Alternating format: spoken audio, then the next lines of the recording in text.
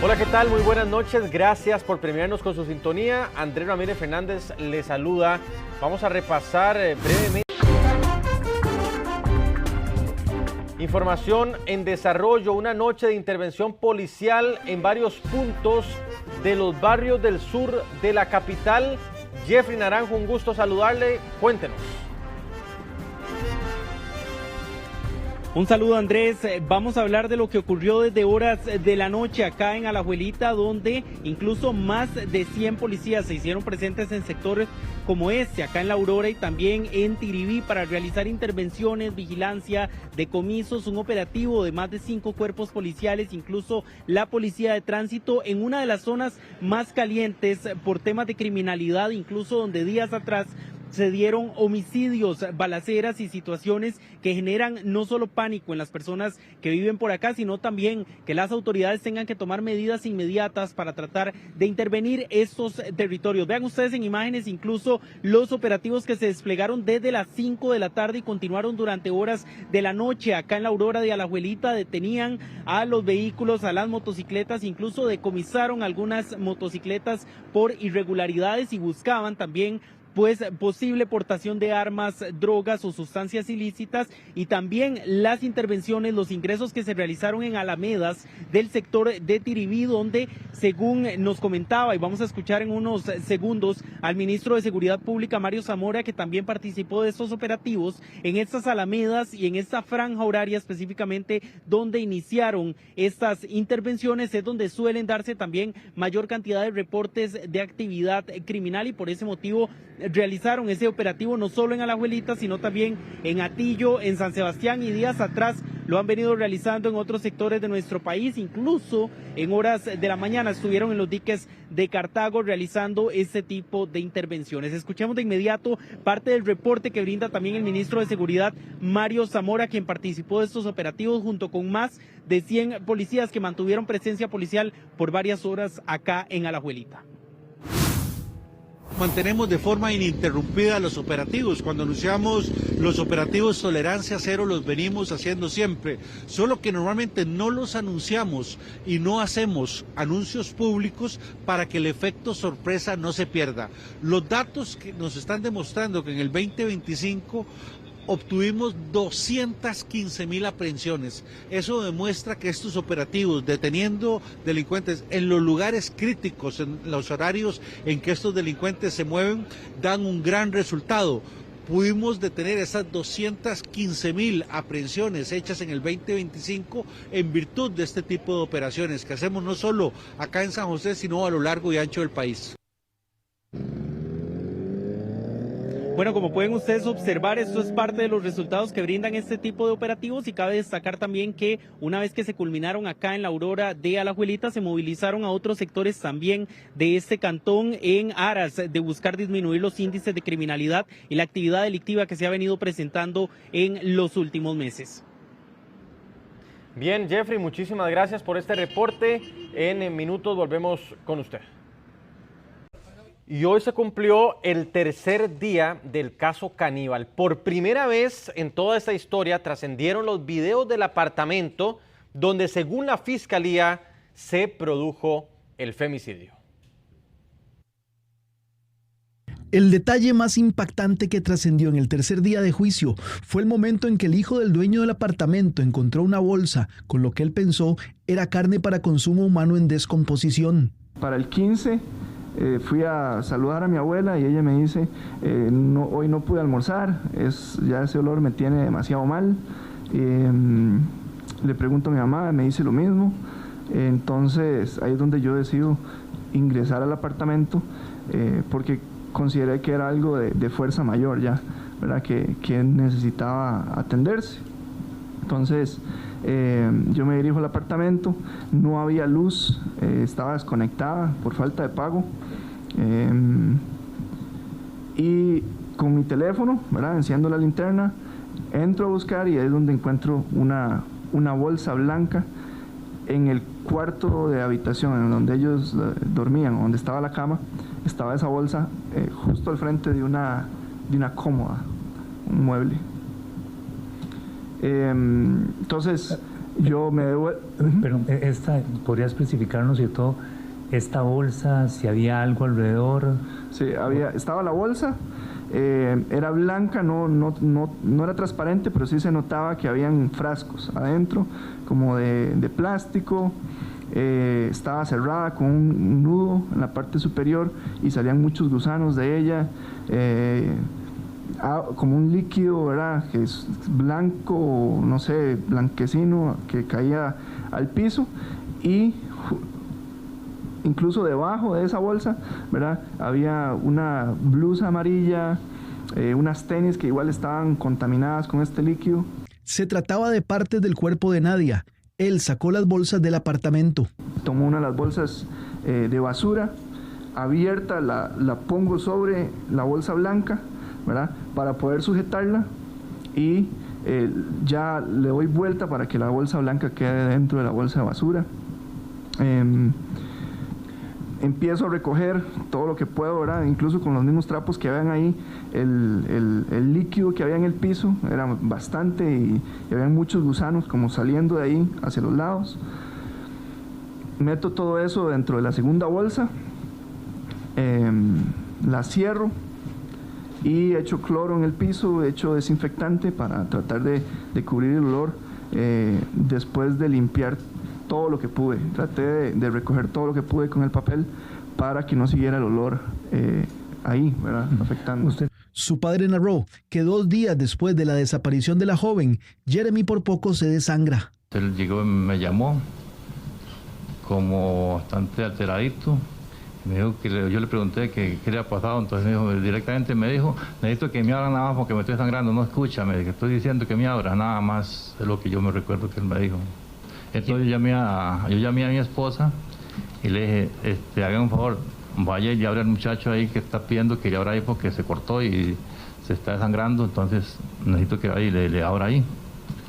Entonces ella fue, levantó, fue y abrió la puerta, y así llegó y él salió, cerró y se fue para la clínica supuestamente. Los testigos coincidieron en que la víctima de femicidio, cuando convivió con el acusado, llamó a la policía al menos en 7 ocasiones debido a las constantes agresiones que sufría.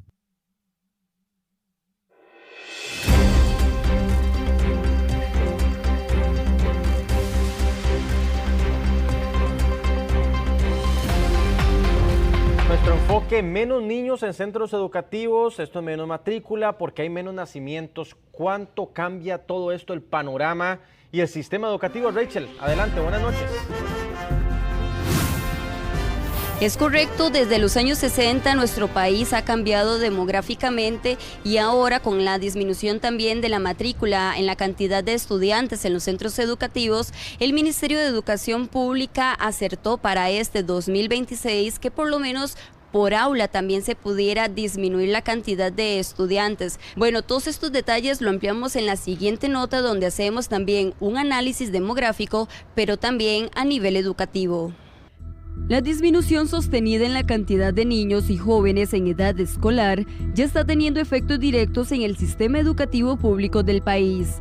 De acuerdo con datos del Ministerio de Educación Pública, la matrícula pasó de 1,1 millones de estudiantes en 2021 a 946,000 en 2025.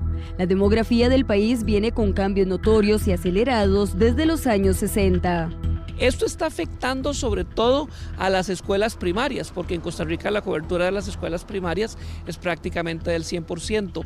Todavía no se está experimentando tan fuerte en la educación secundaria porque hay otros factores que están relacionados. Posiblemente Costa Rica sea uno de los países donde ese proceso es más rápido que en los otros de la región, pero aún así es comparable. Ante este escenario, el curso lectivo 2026 traerá consigo grupos más pequeños en las aulas. Veamos. En preescolar se proyecta reducir los grupos de 25 a 18 estudiantes. En primaria bajar de 35 a un máximo de 25 alumnos y en secundaria pasar de 40 a 25 estudiantes por sección. Los grupos pequeños dan mejores resultados y dan mayor rendimiento académico, que esto es bien importante. También se va a reducir mucho la carga docente ¿verdad? Al tener menos estudiantes se disminuye la presión y permite que la evaluación sea más personalizada. Si está disminuyendo la cantidad de estudiantes que pueden matricularse, el reto ahora es mejorar la calidad. Uno de esos mecanismos es evidentemente el reducir el tamaño de cada grupo, pero también, por ejemplo, es tener más opciones de capacitación a los docentes. La medida busca ajustar el sistema a la nueva realidad demográfica. No obstante, docentes temen que por esta baja en la matrícula se generen despidos. No vamos a despedir docentes por la disminución en la matrícula. Cuando hay menos estudiantes, hacemos grupos más pequeños y cuando hay algún centro educativo que ya no tiene matrícula suficiente, reubicamos al docente para fortalecer otros centros educativos u otras secciones. En la última década, el Ministerio de Educación Pública cerró 150 centros educativos a nivel nacional debido a la sostenida disminución de estudiantes, especialmente en los niveles de preescolar y primaria, donde la baja en la natalidad ha sido más evidente. Bueno, hay que destacar algo importante y es que no van a haber despidos por la disminución de estudiantes por aula. Eso es una buena noticia para que los docentes no tengan una preocupación en este curso lectivo 2026 y que además de esta decisión que toma el Ministerio de Educación Pública, también los docentes podrán apoyar más a los estudiantes con clases un poco más personalizadas, ya que va a haber menor cantidad de alumnos por aula. Al final de cuentas también va a ser algo positivo, pero sí se ha cambiado demográficamente la población en nuestro país. Muy interesante, Rachel, muchísimas gracias. Y ahora tienen ustedes de nuevo a Jeffrey Naranjo, unas cámaras que se las presentaba al inicio de la edición, colocadas en varios nidos, dejan ver el espectáculo de la anidación de lapas rojas en el Pacífico Central costarricense. Es un proyecto que de hecho está buscando conservarlas. En Noticias de Pretel viajamos, Jeffrey fue y hoy nos va a contar, nos tiene todos los detalles y un muy buen trabajo que realizó en la zona. Jeffrey, buenas noches de nuevo. Correcto, Andrés, vamos esta vez con un tema bastante esperanzador porque no solo estamos hablando de un proyecto que busca velar por la reproducción y el cuidado de las poblaciones de lapas rojas en el Pacífico de nuestro país, sino que además las monitorean en tiempo real, instalan cámaras de vigilancia en nidos artificiales que han colocado en zonas estratégicas dentro de los bosques nativos de Punta Leona y otros sectores del Pacífico y de esa manera les permite recolectar toda la información, grabar, vigilar incluso que estas lapas crezcan en adecuadas condiciones y puedan volar posteriormente en libertad, incluso llegar a cantones donde antes, 20 años atrás, donde estaban disminuyendo estas poblaciones, no era usual observarlas. Nosotros efectivamente nos trasladamos hasta este lugar, observamos de primera mano y por ustedes cómo son estos nidos artificiales, dónde los instalan y también qué graban estas cámaras las 24 horas del día y en tiempo real, el proceso maravilloso y bastante fascinante de reproducción y anidación de lapas en el Pacífico, que por cierto estamos en la temporada más alta de este proceso de eclosión donde se rompen los huevos, nacen los polluelos y esto pues viene a traer esperanza al futuro, aumento en las poblaciones de lapas de nuestro país. Vamos a ver la siguiente información, el detalle de cómo operan estas cámaras, en qué consiste este proyecto y por qué a usted también le puede interesar. Veamos. 7 cámaras monitorean las 24 horas del día estos nidos de lapas en la reserva Punta Leona. Usted está viendo imágenes tomadas hace pocas horas de la eclosión, alimentación y cuidado de 7 pichones que han nacido en las últimas semanas durante esta temporada de anidación de lapas en Costa Rica. Esto forma parte de un proyecto de turismo regenerativo donde se colocan nidos artificiales para facilitar la reproducción de esta ave. Se graban en tiempo real y nunca hay aves en cautiverio. De los cuales ahorita tenemos alrededor de unos 7 nidos ocupados con pichones realmente. El nido comenzó realmente con estañones, que llamamos comúnmente en Costa Rica plásticos, que se empezaron a colocar en los árboles, ya luego se utilizaron cajas de madera, que realmente no dieron buenos resultados porque las plagas se los comían, ¿verdad? Entonces llegamos a este nido justamente que tenemos hoy en día, que es un nido hecho de fibra de vidrio con una cobertura de yelco. El yelco es un material que se utiliza para el casco de los botes, es un material muy sólido. nidos regenerativos como este que ustedes observan en pantalla son parte de los que se pueden encontrar en las 14 hectáreas que forman la Reserva Natural Punta Leona, donde cada año llegan decenas de lapas a realizar su proceso de anidación y reproducción. De esta manera se ha logrado incluso que en los últimos 30 años la población de lapas se haya multiplicado e inclusive hayan llegado a vivir a cantones donde no era usual observarlas en el Pacífico Central de nuestro país. A raíz de proyectos de este tipo en 20 años se ha cuatriplicado la cantidad la población de lapas rojas en el Pacífico. Hay un dato que nos alienta mucho, que nos tiene muy felices, que ya podemos observar lapas en otras partes más cerca del Pacífico Central, como San Mateo, Orotina, Esparza, lugares donde era muy difícil avistamientos de lapas. Un proyecto con miras a crecer que además de conservar a las lapas, busca la concientización. Incluso personas que en algún momento se dedicaban al saqueo de nidos, ahora se cambiaron de bando y se unen a protegerlas. Del monitoreo con las cámaras nos permite poder tener datos, evidencia de cómo la conservación de la lapa pues realmente ha sido un éxito acá en la zona. Lo hacemos con personas de la zona, locales que se dedican a esta práctica, que incluso un dato interesante, en algún momento, hace muchísimos años, algunas de esas personas eran cazadores furtivos que se dedicaban a tomar los pichones de lapas en los nidos y venderlos, y que en la actualidad se dedica a una actividad regenerativa como esta, que es la fabricación de nidos artificiales o nidos regenerativos. Esperamos en el próximo año y medio, colocar al menos 2 nidos más artificiales.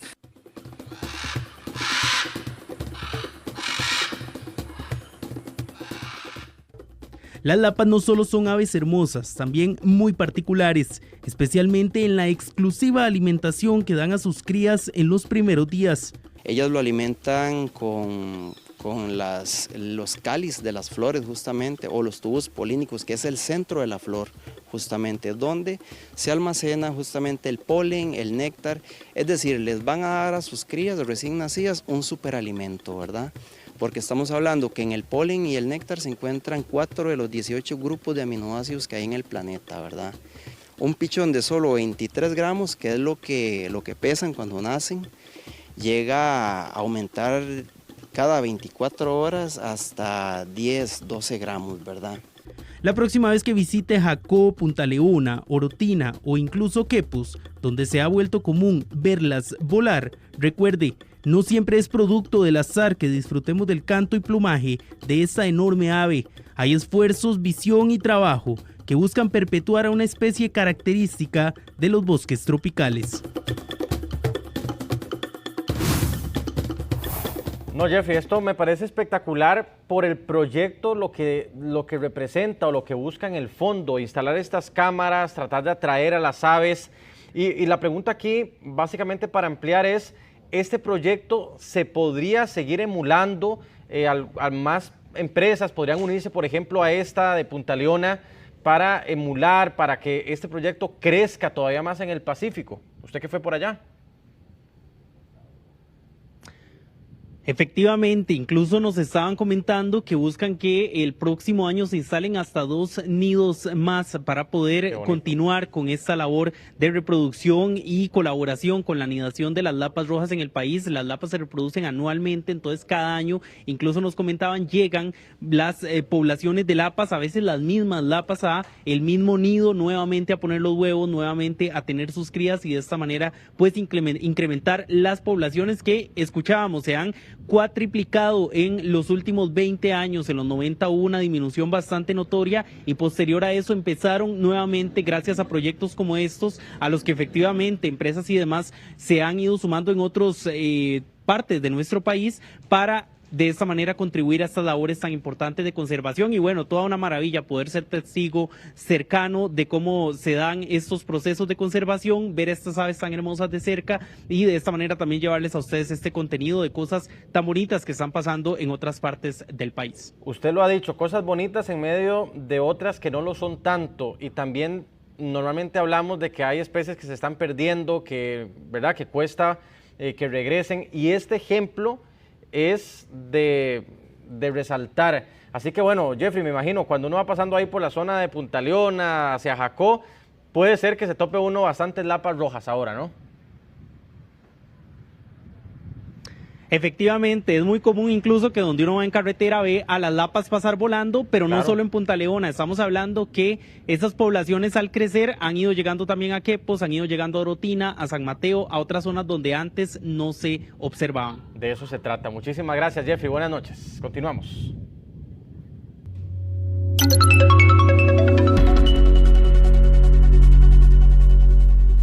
Bueno, y ahí tenemos el tipo de cambio, la compra en 474,09, la venta en 480,35, precios de referencia del Banco Central.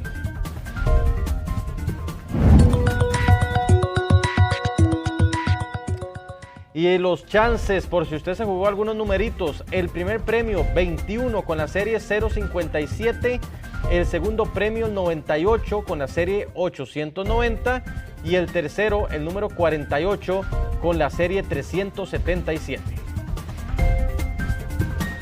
La SUGEF, ahora que estamos hablando de plata, reconoce que hay retos todavía importantes en el sistema financiero nacional. ¿Cómo se comportaron los números en los últimos años? ¿Están los ticos ahorrando más en cooperativas o menos?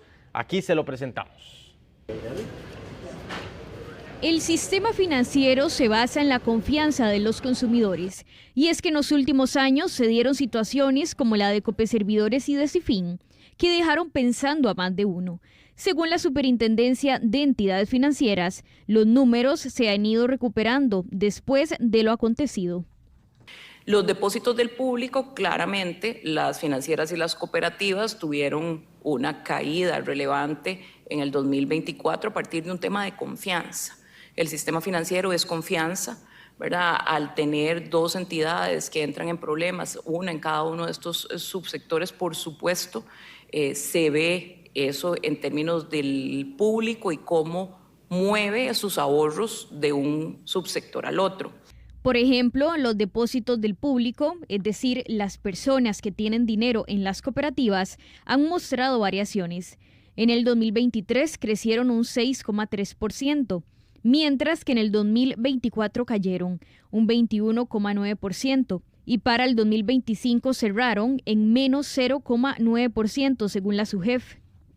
Ya vemos entonces para el 2025 una recuperación, incluso un crecimiento en el sector de financieras, y en las cooperativas prácticamente ya hay una estabilidad con respecto a los depósitos que ellas están recibiendo.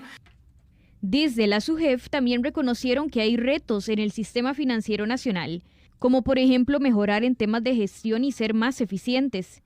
Eso le pone a las entidades un reto en términos de mejorar su eficiencia y de poder gestionar adecuadamente el balance entre el tamaño de su capital, el riesgo que toman y la gestión de sus utilidades. ¿Por qué son importantes las utilidades en una entidad financiera? Tras lo sucedido con Copeservidores y de Cifin, se identificó que los gobiernos corporativos son fundamentales para que las entidades funcionen bien.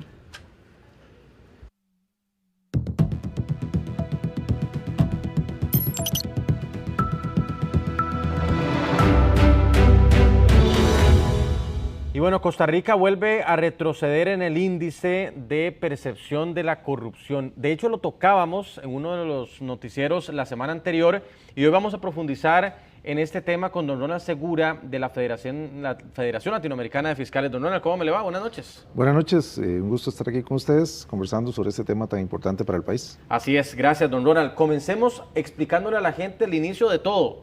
Hay un índice de percepción de corrupción, probablemente usted, señora, señor, puede tener también su propia conclusión, tenemos mucha corrupción o no, pero ¿en qué posición está el país en comparación también a otras naciones? Ok, bueno, Costa Rica está en el punto 56 de 100, somos los terceros en Latinoamérica, pero estamos muy debajo de Uruguay, que está en el puesto 73, y de Chile, que está en el puesto 67 sobre 100.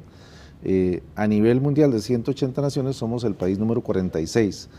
Retrocedimos 2 puntos, el año pasado estábamos en el puesto 58, o teníamos 58 puntos de 100, rebajamos 2, de manera que estamos debajo de las democracias plenas, porque Costa Rica forma parte de las 25 democracias plenas del mundo, todas están por arriba de 73 puntos y nosotros estamos en 56.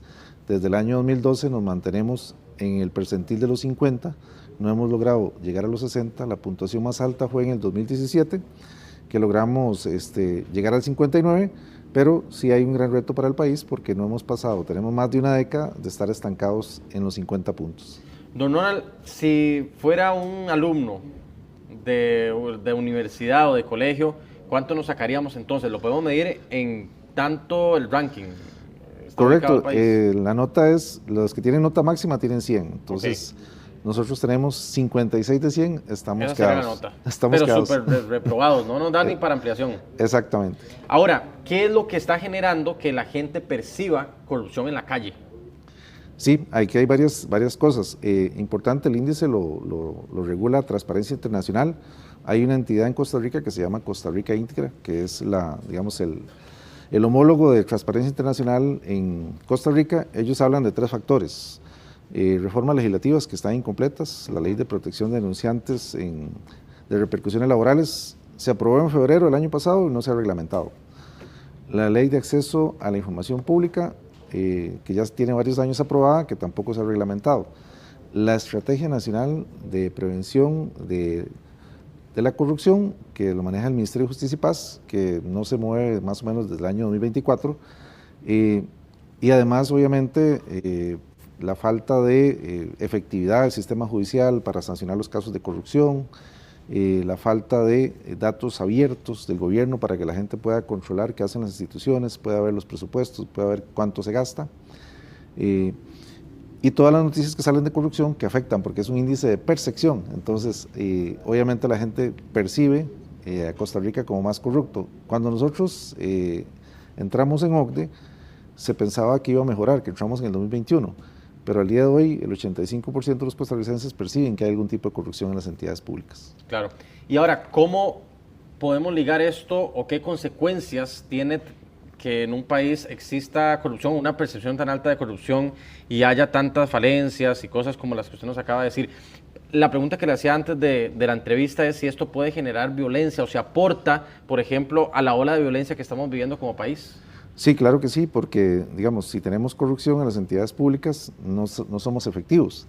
Y parte de no tener datos abiertos es porque muchas veces, si todo el mundo conoce los grandes casos de corrupción, el dinero no va directamente a la obra pública, no va a generar, digamos, escuelas que se requieren, y hay muchas con orden sanitaria, no se generan delegaciones policiales, hay algunas comunidades incluso se han abandonado las infraestructuras por cierre del Ministerio de Salud. Entonces la corrupción es un peso muy fuerte porque afecta directamente la efectividad del Estado. Entonces, si no invertimos en seguridad porque se va en gastos de corrupción, si no invertimos en educación porque la plata se la roban las juntas de educación que tienen que velar por escuelas bien establecidas, hay deserción escolar, hay aumento de la delincuencia y hay, digamos, falta de presencia del Estado, entonces el crimen organizado se posiciona más. De hecho, en este informe regional se menciona que Costa Rica tiene una alta penetración de narcotráfico al día de hoy porque hay una posibilidad de que muchas entidades públicas puedan ser penetradas por no tener una estrategia fuerte contra la corrupción. Permeables. Somos permeables, exactamente. Entonces, claro, la ola de violencia, las escenas de homicidios que vemos todos los días, los asesinatos, o sea, pueden ser o terminar siendo, digamos, un resultado de todo eso, o sea, por ahí empieza. Correcto, es interesante porque, digamos, Costa Rica, como le digo, es de las 25 democracias plenas. Sí. Todas las demás 24 sí es contraproducente porque es un país que debería estar mejor en esos índices, y esto nos dice que hay que trabajar mucho en el tema de una estrategia nacional para prevenir la corrupción y que los recursos públicos realmente lleguen a las comunidades. Y es que aquí, si nos vamos hablando así muy claro de lo que vemos a veces en la calle, delegaciones que no tienen, o sea, que está el policía ahí con costos en una sombrita, porque ya hasta goteras y de todo lo demás, esto hace que muy fácilmente se les pueda ofrecer alguna dádiva, ¿verdad? Y creo que va un poco por ahí. Correcto, digamos, los malos salarios, las malas condiciones laborales generan que sean los funcionarios públicos permeables a cualquier tipo de dádivas o sobornos. Y yo le digo a los costarricenses, si ustedes van, por ejemplo, a la frontera de Paso Canoas, usted se va a encontrar una diferencia abismal entre la infraestructura pública que tiene Panamá y la que tiene Costa Rica. La de Costa Rica parece Tugurio, ese es un clarísimo ejemplo. Exactamente, la de Panamá está muy bien desarrollada. Y usted dice, ¿por qué si en desarrollo humano, si en desarrollo económico nosotros estamos por encima incluso de muchos índices de Panamá?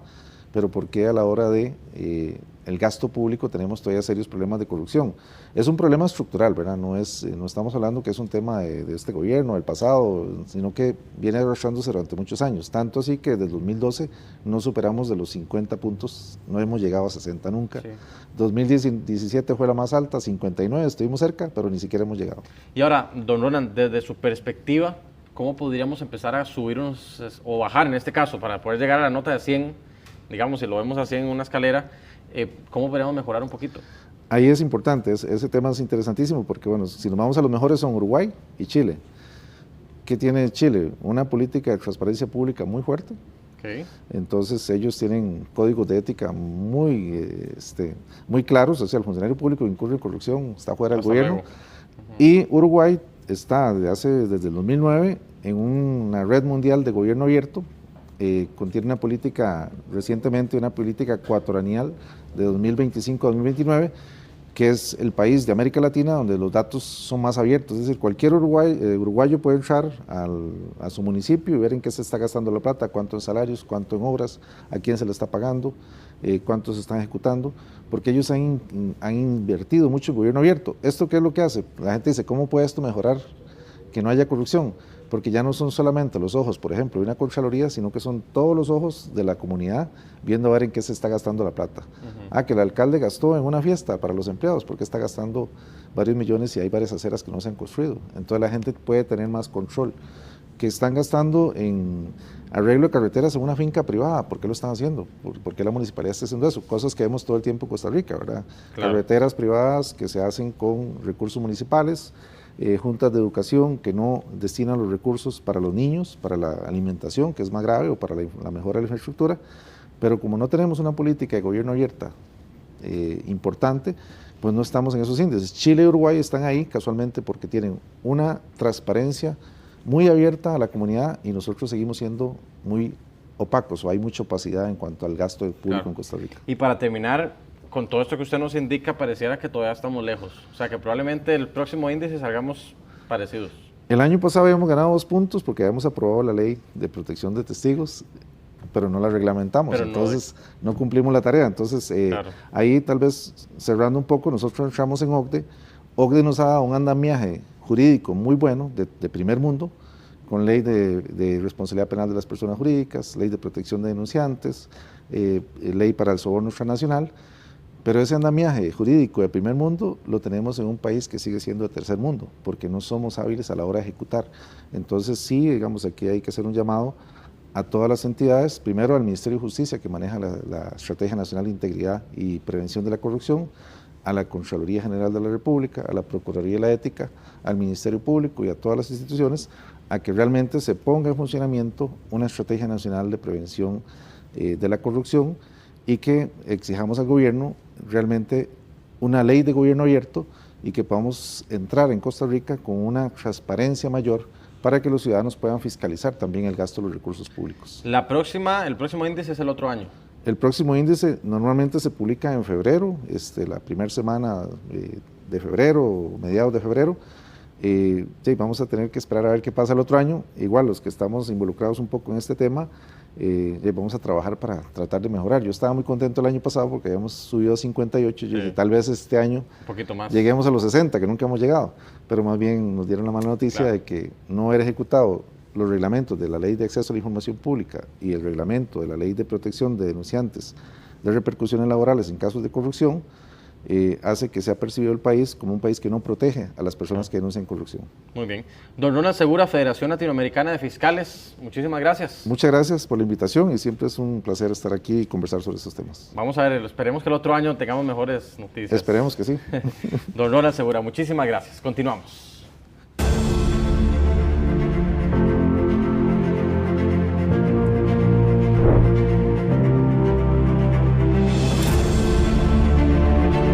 Noticias de Pretel Emprendemos, esa es nuestra sección. Hoy vamos a conocer el caso de una empresa de emprendedores, Erti, una pareja que vela por la responsabilidad ambiental y que salen adelante con botellas y otros artículos. Se los presentamos. Hoy vamos a conocer a Jimena Montenegro, la dueña detrás de la marca de Earthy. Así que acompáñenme para que puedan conocer este emprendimiento. En Costa Rica, cada vez más emprendedores demuestran que con constancia y visión se puede crecer desde casa hasta las grandes cadenas comerciales. Este es el caso de Earthy, una marca 100% nacional que nació hace 6 años. Hoy, con sede en Alajuela, distribuyen sus botellas, hieleras y tazas para perros a todo el país. Mi emprendimiento se llama Earthy y somos una marca de productos insulados. Tenemos botellas, vasos y ahorita estamos con hieleras. Nosotros además ofrecemos el personalizado láser.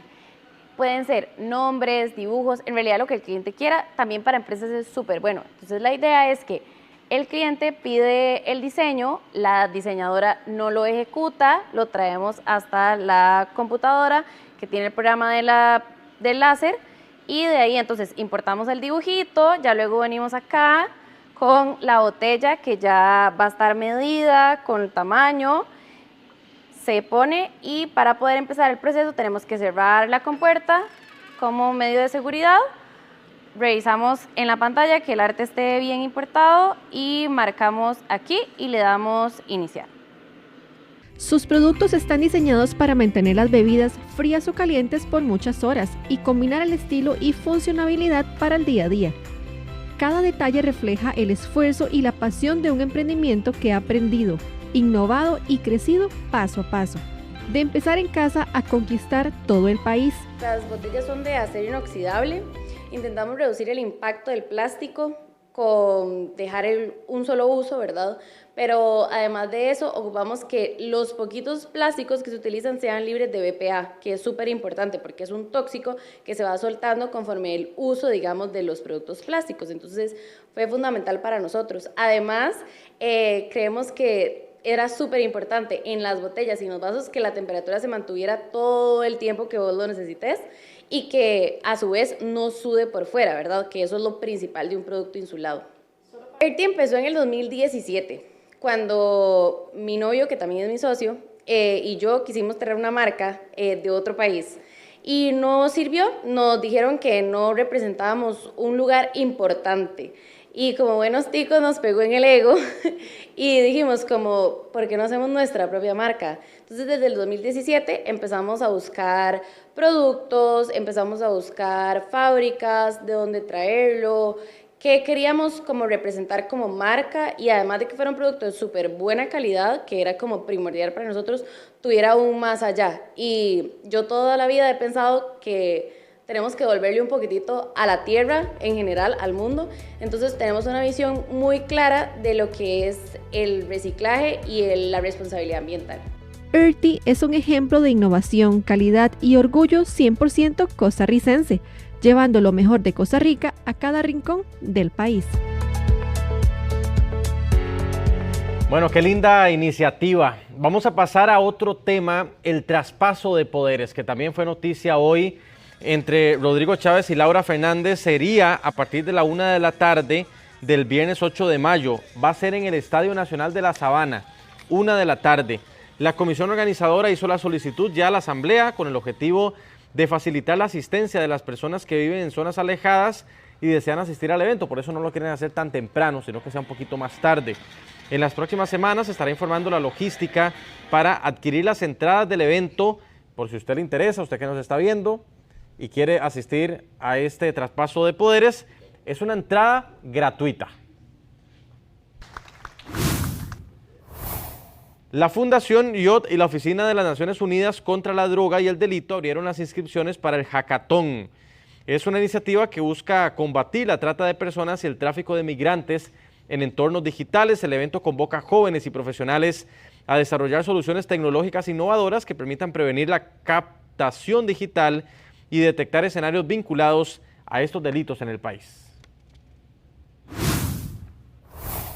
Entonces este hackathon, que realmente es como una competencia, una convivencia, estamos llamando a personas de diferentes profesiones, mayores de edad, sin límite de edad, y no importa la profesión que tengan, para que presenten sus ideas innovadoras en grupos y digan, hey, yo puedo sumar a esto, yo soy de comunicación, soy del área de derecho, soy del área de tecnología, podríamos presentar ideas para que sean implementadas por organismos internacionales, por organismos del gobierno o, ¿por qué no?, de sociedad civil, para enfrentar este problema de la trata de personas y el tráfico ilícito.